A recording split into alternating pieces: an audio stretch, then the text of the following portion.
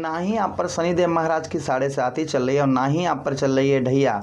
सप्तम भाव में विराजमान होकर शनिदेव महाराज आपको क्या फल देना चाह रहे हैं, यह हम बात विस्तार पूर्वक इस बात की चर्चा करेंगे।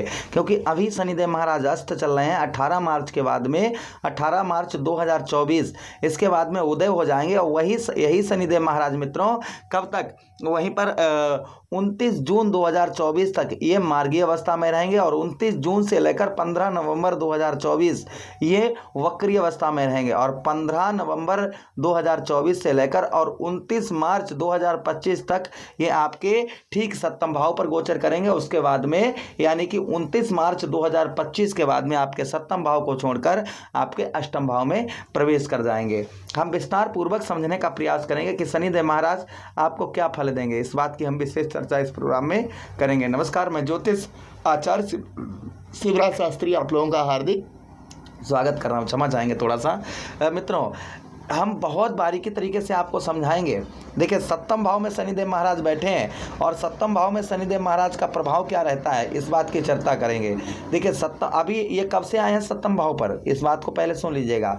सप्तम भाव पर आपके 17 जनवरी 2023 को आपके छठे भाव से निकलकर और आपके सप्तम भाव में इन्होंने प्रवेश किया। सप्तम भाव पर यहाँ पर शनिदेव महाराज थोड़ा कामी प्रवृत्ति का बना देते हैं, इंसान को कामी प्रवृत्ति का बना देते हैं। उसी के साथ ही साथ में नीच कर्मों वाला, यानी कि जो कर्म नहीं करने चाहिए वह कर्म इंसान करता है, यानी कि उल्टे सीधे कर्म करना प्रारंभ कर देता है। जब सप्तम भाव में शनिदेव महाराज अकेले होते हैं तो वहीं पर जो है विवाह में विलंब होता है। आप नोटिस किया होगा कि 2023 17 जनवरी 2023 से लेकर और अभी तक आपके शादी पर रिश्ते आ रहे होंगे, किंतु अभी तक आपका कोई अच्छी जगह पर रिश्ता नहीं रुक पाया होगा।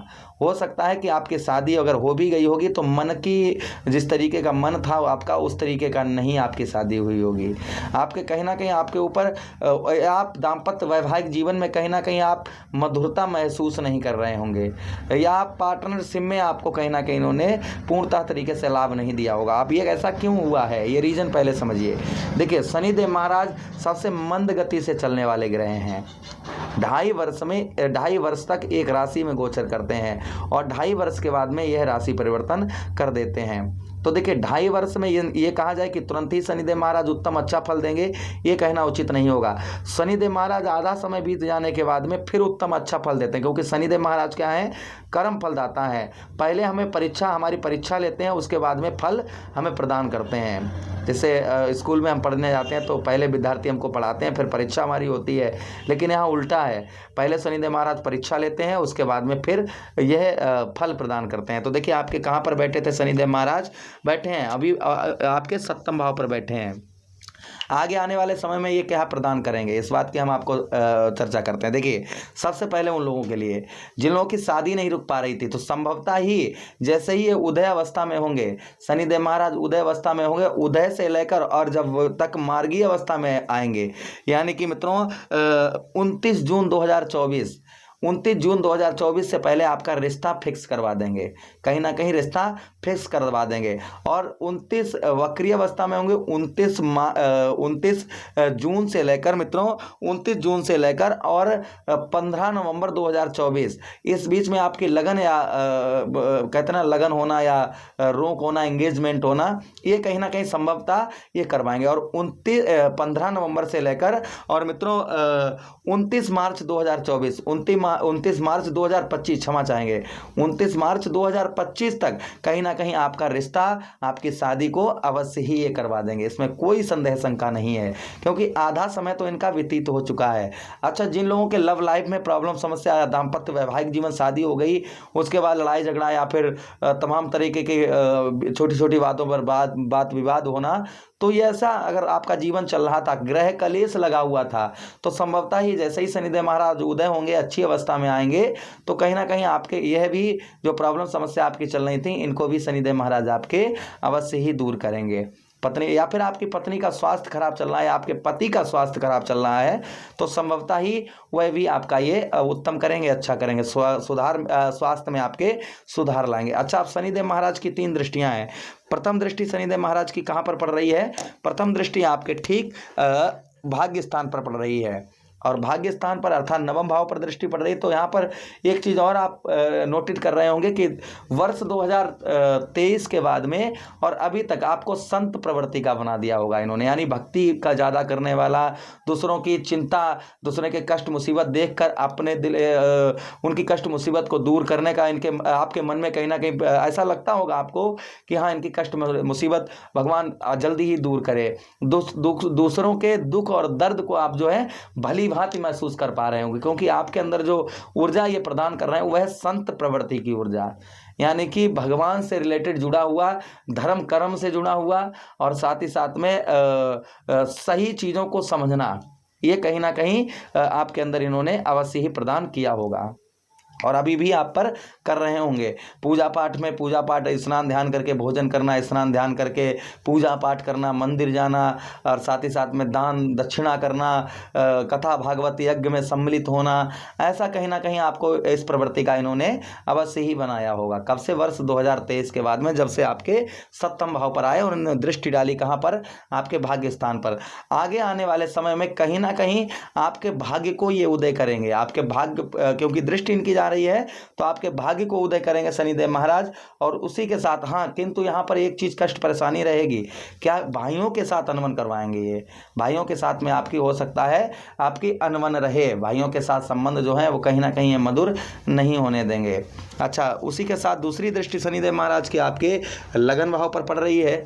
लगन भाव पर आपके लगने सूर्यदेव भगवान है, लगन भाव पर दृष्टि जा रही है, तो कहीं ना कहीं आपके पास पैसा तो आता होगा किंतु रुकता नहीं होगा, अर्थात दरिद्रता, आपके ऊपर दरिद्रता जो है वह कहीं ना कहीं छाई होगी।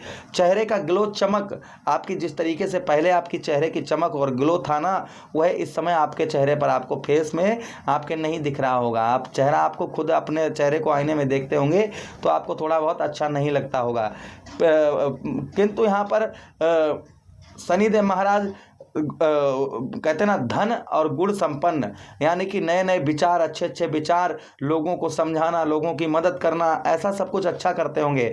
धन का भी यहाँ पर आपके पास धन भी कहीं ना कहीं से थोड़ा बहुत अवश्य ही आता होगा और आता रहेगा, ये ध्यान दीजिएगा।